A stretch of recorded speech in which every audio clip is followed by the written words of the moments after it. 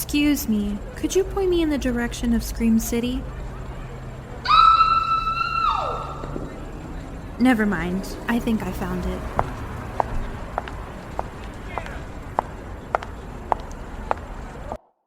Hello, zombie chasers. Welcome back to ScreamCity. I'm your host, Monica. And I'm Jessica, and today we're talking all about Shaun of the Dead. Guys, I love this movie and so much, and I think you'll notice throughout the episode how passionate I am about this movie. It's a good one to be passionate about. Yes. I do have a confession, though. I was pretty late to watching this movie. I think the first time I watched it was about 3 or 4 years ago. Yeah.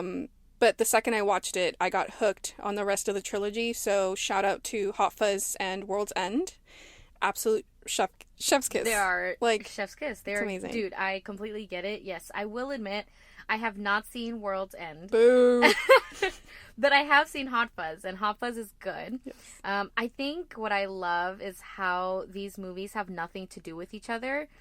Just the fact that they are connected by their humor and the creators. Mm-hmm. But I do believe that the name of the trilogy comes from the ice cream that was used for the hangover cure for Ed in Shaun of the Dead. Cornetto. Yeah, Cornetto. Yes. But it was actually something that worked for Edgar Wright in real life. So a little bit of a trivia thing for you there. That's cute. I don't think I knew that. But before we hop into talking about this sick classic, Monica, what have you been up to? Any fun anecdotes you'd like to share? So I finally left my job where I was working. Yes, where Jessica and I basically met. Yes. I had my last day. So I'm moving on to a different clinic. I'm very excited. It was a little bittersweet saying goodbye to some of my coworkers, but I had a really good last day. I will be going back, but as a client. Yep, same. So it's going to be a little bit more pricey. Because one of the doctors there is my cat's vet. So it's not a solid goodbye. Right. But, sorry. Yeah. Were you going to say something? I was just going to say I'm going back next week. Oh, that's right. 'Cause you have to take your dog. Yeah, no, and my cat. And your cat. Yeah. So we're not, completely leaving this place, but we're leaving as employees. Right. But dude, I started watching The Patient on Hulu with Steve Carell. Yes. And is it... What? I don't want to mispronounce his first name. Domhnall Gleeson. Is it Domhnall Gleeson? Yeah. Okay, yeah, he's great. Harry Potter? Yes. You're lying. Yeah. I didn't know. Mm-hmm. Yes, ma'am. But... yeah, it's so good. 10 out of 10 would recommend. The only thing is, it just started, and it's something that they're, what is it? Like, it's coming out every Tuesday. Okay. So right now, there's only 3 episodes. Okay. I watched the first 2, and I love it, because they're only, like, 23 minutes long. So my ADHD is like, I'm hooked. I want to know more. Right. I want to know more. But they're only 23 minutes long. Yeah. And it leaves off on a really good cliffhanger. So Interesting. it's really good. Definitely should watch it. But dude, the Queen died. the Queen, Her Queen Majesty, died, has dude. passed, unfortunately. Well, but yeah, Isn't it crazy? it's crazy. She could have treated my girl Megan a little bit better. Yeah, very fitting as we're talking about a British movie. That's true. I swear we did not plan this. We had Shaun of the Dead in mind for weeks. Yes, Okay, ma'am. she Yes, just ma'am. happened to pass one day before filming. Before Phil. So that is not our fault. Okay, we didn't manifest. don't come at us for that. Exactly. But yes, you did tell me about The Patient, and I think I told you that I even walked in on my brother watching it too, Yeah. and I saw Steve Carell, and I was like, oh, Oh, okay. he does so good in this. Yeah. It's I just love Steve Carell. I need to give it a Another watch. person that I just genuinely Dude, love. oh my gosh. He needs to be in horror movies. I don't know if he does. And this is, I think, something a little bit more on the darker side of what we're normally seeing him in. We're normally seeing him in like comedies and yeah. stuff, and this is pretty dark, and I love it. I love what he's doing with the character. He plays the psychiatrist in the show, and I love it. I love it so much. There's a scene where he yells, and he does like that Michael scream. Like where he yells, like and he goes, love that. Like it's so. Does he kind of sound like Gru? Yeah, like it sounds so Steve Carell that Oh I'm like, my I can't gosh, unsee I love it. Steve Carell. Yeah, I'm currently watching Devil in Ohio. dude, me too. Me and Melody started watching it. Okay, so good. I'm only on the first episode. Well, no, I finished the first episode. I started the second episode, but like I got 5 minutes in. Yeah. So far, so good. It's not. I will say it's not terrifying. It's not. It's not scary. Melody was watching it. She goes, "I'm watching the acting." She goes, "Not in a bad way." She goes, "But I could do this." Oh, 100%. And I was like, "I'm sure you could." Yeah. And the only other thing that has come up in my life is nothing too crazy. Okay. But Niall Horan and James Phelps in the same area. In fact, they took a picture together. Where? They did like a celebrity golf thing. Oh, that's cool. And it was absolutely beautiful. Okay. I need to send you all the TikToks and all the pictures. Don't. I will. I will. I was like, oh my god. I'm tired of waking up and finding literally 20 unseen TikToks from you. Okay, but anywho. Anyway, finally diving into the movie. I haven't watched, if you haven't watched this iconic movie by now, what are you doing with your life? Just kidding. But basically, it's a satire on modern society, because at the beginning of the film, you see humans already sort of acting dead at their job and just on the streets. Yeah. And this could be because they're tired from their 9 to 5, or they've just like gotten mentally slower because of technology or being on their phones consistently. So I always appreciate a film that shows the realism of modern society. Dude, I 100% agree. And that's so true. I think a really good depiction is when he's walking to the corner store for the first time that we see like at the beginning of the movie. And, you know, and everyone is just sort of living their life, but they seem so dull about it. Right. As well as when he's, you know, taking the bus to work and literally everyone is staring just straight ahead with like a dead look. And even him. And you can just see it, like, they're kind of looking past the camera or a little bit at the camera, and they just all look so, like, zombified so already. Dead, yeah. Yeah, but you also sort of see it at the end, too, so when they begin using the actual zombies for entertainment, because everyone has just become so brain dead with, like, media and stuff, so it's, like, we don't even second guess, like, when it comes to, like, reality TV shows and things like that, or game shows, like, it was just so funny to kind of see that, I guess, like, what is it? Like a symbol of that, if that makes sense. But yeah, I do remember watching this movie when I was in middle school, and I remember liking it because I was rewatching it. But I don't think it was something, I don't remember this sticking with me forever, and that it stayed with me, because I recently rewatched it and I liked it, and I honestly felt like I was rewatching it for the first time. There was a couple of things that I, you know, had to not remind myself, but I kind of caught for the first time. So that always feels good, you know. But I would also like to mention really quickly, like, our title. Yes. So Jess and I, we kind of shoot out ideas when it comes to quotes. We want to use quotes as the titles for our episodes. And we just kind of throw out ideas and see which one fits. And for this one, Jess mentioned 2 of them. So one is the one that you see, which is the one that we're using. And the other one is fuck-a-doodle-doo. Yes. And I had trouble choosing because I thought they both fit really well. But me being, you know, a little pretentious and thought of the symbolic meaning behind the "you've got red on you." Because it starts off as just like a red pin stain, which is very like, oh well, just another thing for me to like worry about at my 9 to 5, like on my uniform, like whatever, who gives a fuck. And then just throughout the movie, he just gets more red stains on him, but then obviously it's because of like the blood and the killings that he got. So I just thought that was really cool. Yeah. So I just thought that one fit a lot better. For sure.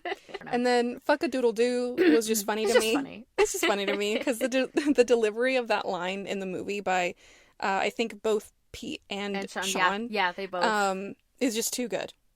So this movie is actually about to have its 18th anniversary. It came out on the 24th of September in 2004, which that's according to Google, but we know the internet be lying sometimes. Right. Now on the topic of the cast. Now that we're on the topic of the cast, I gotta talk about my 2 bays, Bill Nye and Martin Freeman, being in this movie. I love them both, even though obviously Martin was on there for like 0.1 seconds. That's fine. That's iconic. Yeah. Martin Freeman is I mean, I know him from The Hobbit. Right. I don't, but yeah, I was gonna say, so it's so funny. He plays Bilbo Baggins. Yes. But No, he's good. I can see how you could be attracted to him. Yeah. He's a bit of a silver fox. He's 50 now. Yes, ma'am. But That don't stop anything. Okay. Anyway, but something, moving on again to the movie. Yeah. Something I really love is every single bit of foreshadowing that happens in this movie. True. I think that adds to the comedic effect. It's just too good. Like, for example, Shawn telling that kid, like, next time I see you, you're dead, or whatever, because he got hit in the ball. Yeah. And then, literally the next day, that kid is, like, dead. Yeah. He's a zombie. Yeah. I love that.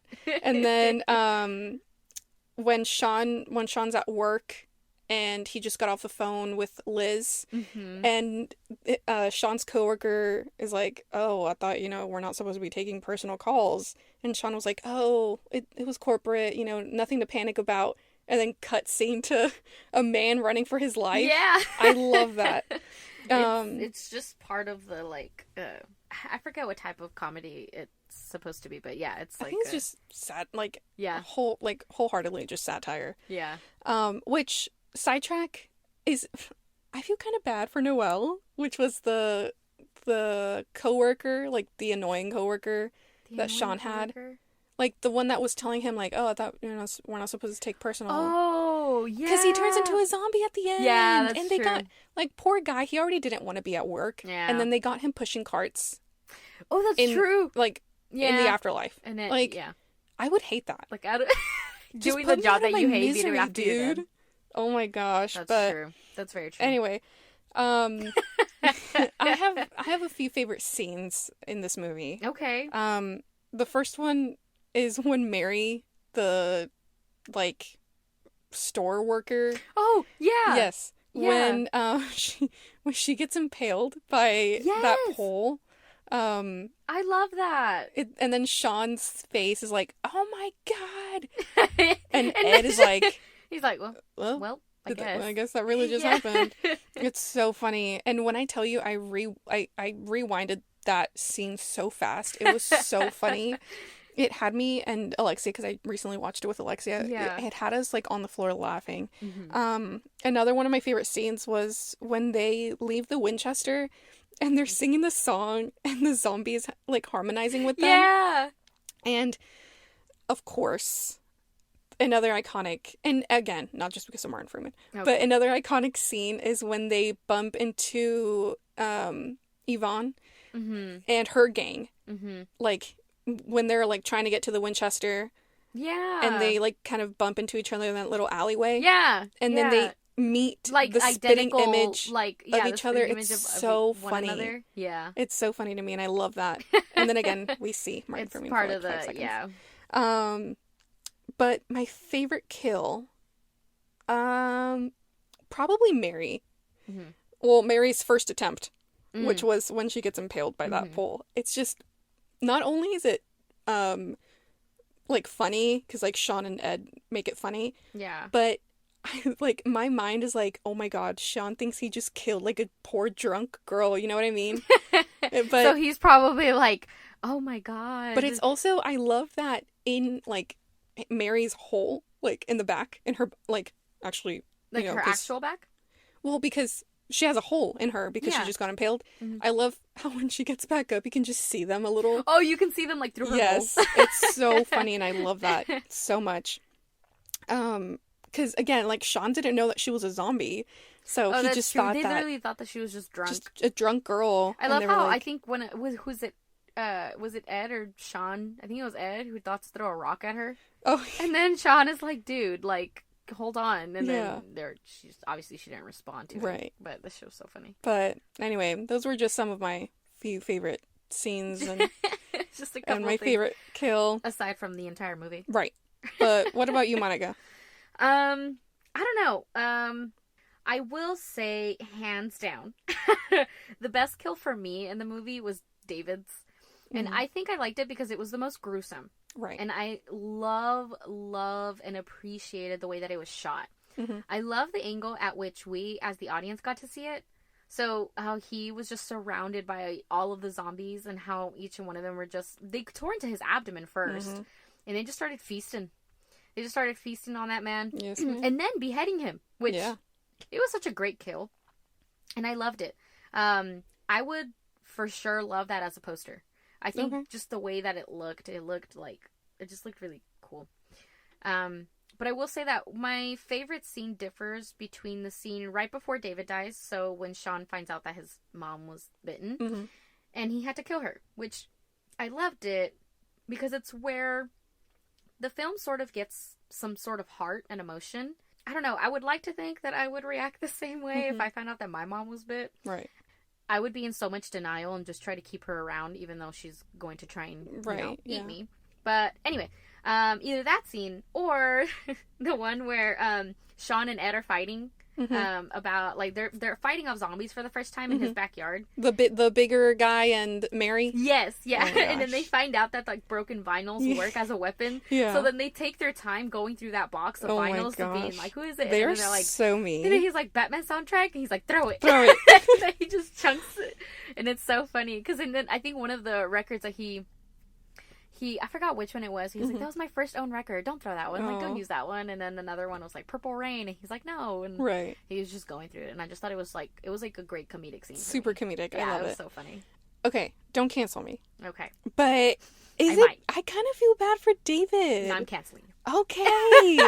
Like, obviously he made some terrible choices and said some rude things. I didn't like his character.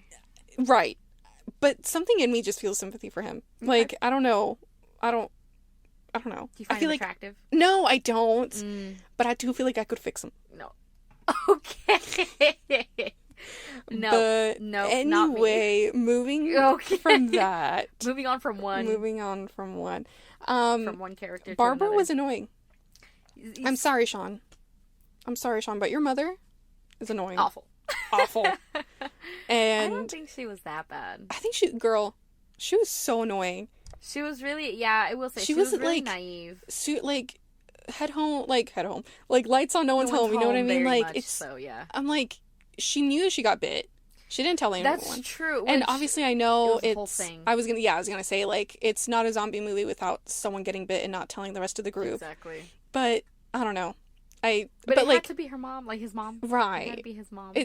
It sounds more like a... It sounds like something David would do. Yeah. So that's why I was like, But anyway, that's that. Yeah, no, I get it. She was a bit naive, sort of in her own world, wasn't really trying to accept what was going on, or maybe not taking everything as serious. And I think that's what added the annoyance, because you're like, girl, we're literally fighting off all of these, like, demons. But I don't know. I think for me, the least liked character for me was David. I just didn't appreciate him being a hater. I didn't appreciate him being a hater only because he was in love with Shawn's girlfriend. Right. So I appreciate his death being the most artistic. Okay. Yeah. That's just me, though. Right. But anyway, but I recently, I think I mentioned, like, I recently watched it with Alexia. Which Alexia's her best friend. Yes. For whoever doesn't know. Right. And Melody is her best friend. Melody is my best friend and my roommate. So we're always name dropping people, but just so that there's clarification. Right. Again, I recently watched it with her, and I'm sure we've all noticed the random bald spot on Ed. Yeah. Who again is played by Nick Frost. It's so funny because it's like, it's never mentioned in the film. Like, right? It's never, like, no one ever points it out. No one ever says anything. It's just there. But Alexia told me that she was so curious about why he had this random piece of missing hair throughout the movie that she searched it up. And according to Edgar Wright, which, by the way, this man has, directed a bunch of other movies. And he has really just good to ones. Name a few, Scott Pilgrim vs. the World, Baby Driver, Last Night in Soho. All of those are awesome movies. Yeah. Have you watched Last Night in Soho? Last Night in Soho, yeah. Yeah, nice. Good. It was good. But anyway, Nick Frost decided that this missing chunk of hair would just suit his character best. And it's just something his character would have or do. And they sort of came up with a story behind it, which was something along the lines of if it was some drunken bet or thing where Ed and his friends just shaved parts of their hair off. And honestly, that's what you call dedication towards your job. That's so funny. Personally, couldn't be me. No. But I do appreciate him for going the extra mile and, literally just shaving off a piece of his hair, just for the movie.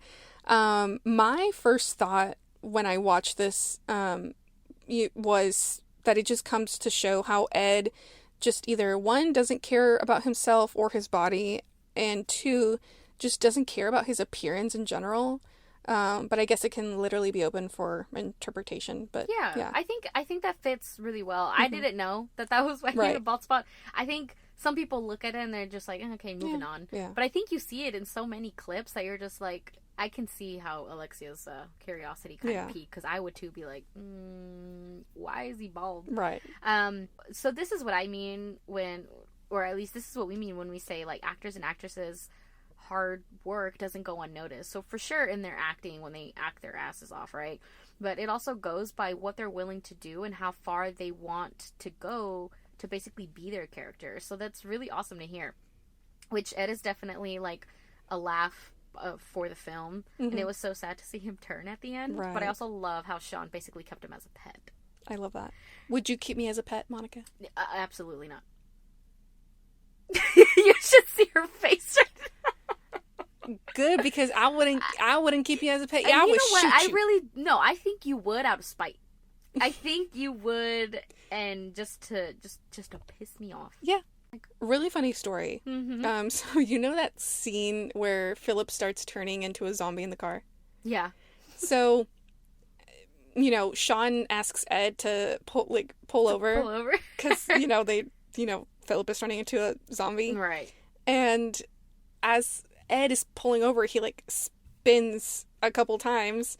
When I was watching with Alexia, and that scene came on, she said, "That was you when you were crashing." And listen, it's funny. We can laugh about it now, because it's true. Okay. She's like, it's been a couple of days. It's been a week, bro. A week already? A week. Oh my goodness. I know.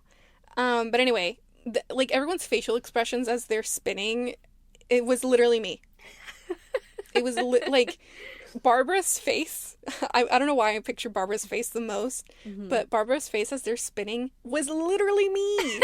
I'll post a clip on Instagram. I was gonna say, I can't remember specifically what they looked like while they were spinning, but that was a pretty funny scene. Yeah. I think what this movie does really well is the overall satire that we constantly see, and see how we are all so focused on ourselves and so used to our own routine that our surroundings just sort of go unnoticed. So we see it when Shawn walks to the corner store again for the second time in the film, but this time the streets are all messed up, and that's when we start seeing zombies, abandoned cars, and all of that. And Shawn has literally no idea. Yeah.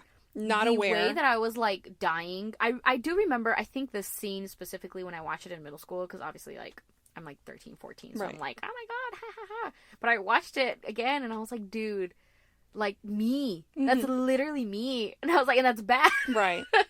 It's bad to say, because you need to be aware of your surroundings, please. I feel especially now. My sister wouldn't agree, but I feel like I'm very aware.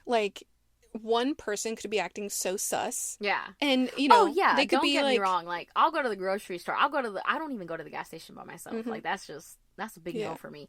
So, yeah, I 100% get it. But this is something that he does almost every day. He does it every day before work. He does it probably even on his days off. It's a routine, yeah. Yeah, it's a routine that you kind of don't expect. It looks like he sees the same people every day. So you don't really... Since everyone's already... Yeah, and then I'm assuming, whether his neighborhood is quote-unquote a bad neighborhood or not, you don't expect something like this dramatic to happen, right. So the way that this man said, home, corner store, home, right, with nothing else in between to mess that up for him. He even went into a store. He slipped on what I assume is blood. You don't see. But he goes into the corner store and he slips on blood. He even trips on the same curb when he's walking to the corner store. And he looks at the curb the same way. Well, all right, well, at least, it's like these little things. And it's just so funny. He goes back home and literally didn't even glance at his surroundings, because this man is just so stuck in routine, which comes to show another realism of modern society. Exactly. We're just so used to doing our own thing that we don't even care. And another thing that I was going to mention, but you had already mentioned it, was when they pass each other, they meet the group that's identical to them, and they're just like, hi, hello. They don't even think of what they're wearing or what they look like, or that they're literally meeting their spitting image or yeah, whatever. Exactly. So but it's funny. So I don't know. I just really think that Peg and Frost also add to the comedic effect. I think their chemistry on film, Yes. not just in this movie, but in like the other movies, I think they do really well with bouncing off one another. I really want to know how much of this movie was like improv, or if they even had to. I don't think I looked into that, actually. I didn't either, and I'm curious because I'm like, they're so good. I wonder if Peg and Frost do conventions. Oh, I were to hope so. I didn't look into it. I think they did Comic-Con 2013.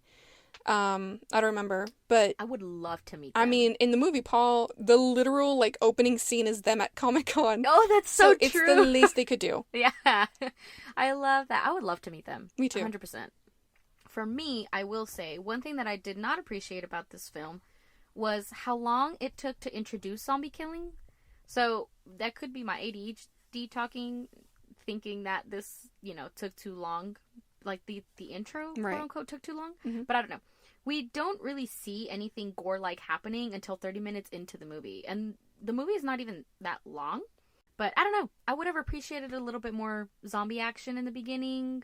But I think maybe, again, I kind of thought a little bit more into it, and I could be wrong. But, I think maybe what I was missing is that I think this is more of a comedy movie before it's a horror movie. Right. So that could also be why. But I don't know. What do you kind of think? Feel like I don't have a lot of complaints about this movie. Again, it's good. Maybe the thing that I didn't like was just some characters. I was also thinking of another thing a couple nights ago that I would kind of like to start doing, and just to kind of take our obsession with horror just a tad bit further. Okay. I'd like to begin playing a little Would You Rather. Would you rather become a zombie yourself, or watch a loved one get bit? And if you choose, to watch someone you love get bit, what would you do? Ooh. Okay. That's hard. Yeah. Well, I don't know. The selfless part of me would rather just become one, right? Because I'm just like, no, me, choose me. But the egotistic part of me believes that I would survive, this apocalyptic type of zombie world, and that I would be one of the only ones standing, knowing damn well I know nothing about weaponry. So I don't even know if I would even go that far, right? But I really do think I would rather become one. One, because I'm already dead. Right. Inside. So, why not? You just gotta be dead on the outside. Exactly.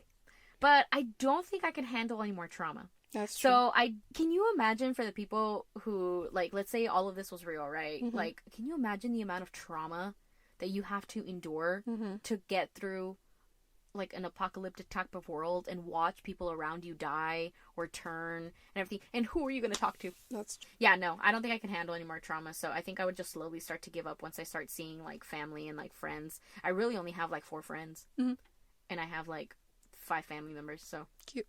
It's not a lot. Love that. So if I start seeing them die, I'm giving up. Love that. Love it for you. What about you? Again, hard. But I would probably say... I think I was leaning towards, watching a family member, get bit. Yeah. And my answer was going to be well, I'll just shoot them. Wait. But you know what? I might as well just become one. Yeah. Just become one, because I don't have to pay bills. Not that in the apocalyptic type of true. Zombie world it would matter. But... Right. But I don't have to think about anything except food. True. And I already do that, you're so. You're going to be strategic with things. Right. You're going to have to start, and really budgeting. And here's the thing. Quote-unquote budgeting with, resources. If I start turning and someone kills me, boom, good. That's it. That's it for me. Yeah. Given. But is this also selfish?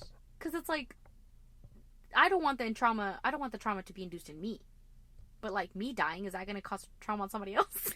Maybe. But who cares? We're dead. But who cares? What does it dead. matter? That is 100% true.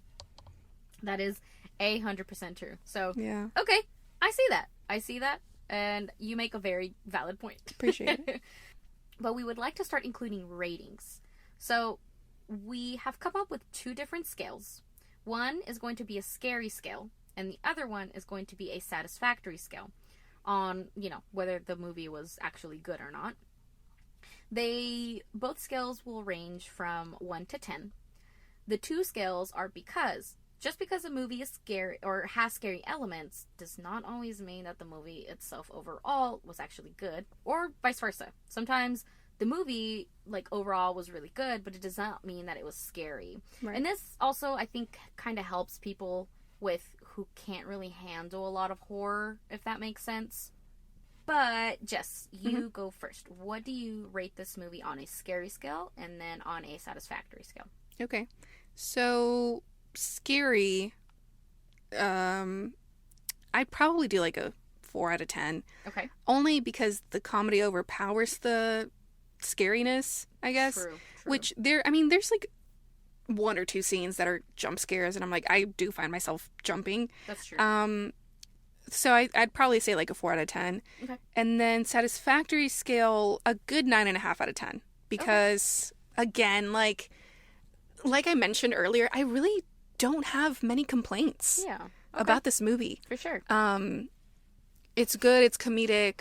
I think once you just are obsessed or just love a film so Yeah, much, it's hard to find flaws. Yeah. It's so unfortunate. But that's me with Beetlejuice. Mm-hmm. And it's me with, no, I can find flaws in that. And it's the same with me with Child's Play, any Right. of the movies of Chucky, the Chucky universe. Mm-hmm. That's me. So, okay, yeah, 100%. Yeah. What about you? But I think I'm about the same. I'm going to give this movie a 3 out of 10 on the scary scale. And the 3 is mostly for the semi-gore that we got to see. It's not, it's no Saw movie. It's not super gore or Hostel. Right. But it's also not shy with the blood, which I appreciated. Yeah. And some of the killings and stuff. They did hide some of the killings, but I'm telling you, it was just that scene where David dies. I loved how gruesome that was. That is the goriest. Yes. Yeah. That was the goriest kill. So that was a 3 for me. But on the satisfactory scale, I am going to also give it a good 9 out of 10 as well. I just love the comedy, the tone, and the overall performance of the movie. Mm-hmm. Again, I just didn't appreciate them taking a while for the zombies to show up, but that's just me being, me, part of the horror freak in me. So I get it. But I don't know. I loved it overall, and can't go wrong with this one. Exactly. But y'all should let us know your rating as well when we post. I think we'll probably post an Instagram, post and all of that, when and this episode comes y'all out. can comment your ratings and your answer to the Would You Rather. Yeah. But anyway, I think that concludes our episode, which, as you can tell, we are huge, die-hard fans of Shaun of the Dead. We have had so much fun, not only recording this episode. That was a terrible British accent, I'm sorry. I can only do that around my friends, who will not judge me. Jessica doesn't count. Because everyone knows I have the best British accent. I actually don't agree, babes. Really? I don't. I think you do. But anyway, yes, this was such a fun episode. Again, we love this movie. We can't, stress that enough. We cannot stress that enough. Right. If you liked this episode, please tune in next week when we talk about a very special movie, which is, drumroll please, Final Destination. Yeah, which boy. is really exciting because we actually recently got to meet Devon Sawa.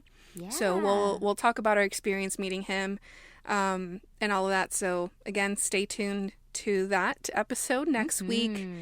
And again, thanks for listening, you guys. We truly appreciate. We'll be able to thank you guys at the end of every episode. Yeah. Well, we truly appreciate you guys listening. We've been your hosts, Jessica and Monica. We'll talk to you guys later. Stay safe and stay spooky. Oof, that was scary. I can't wait to come back next week.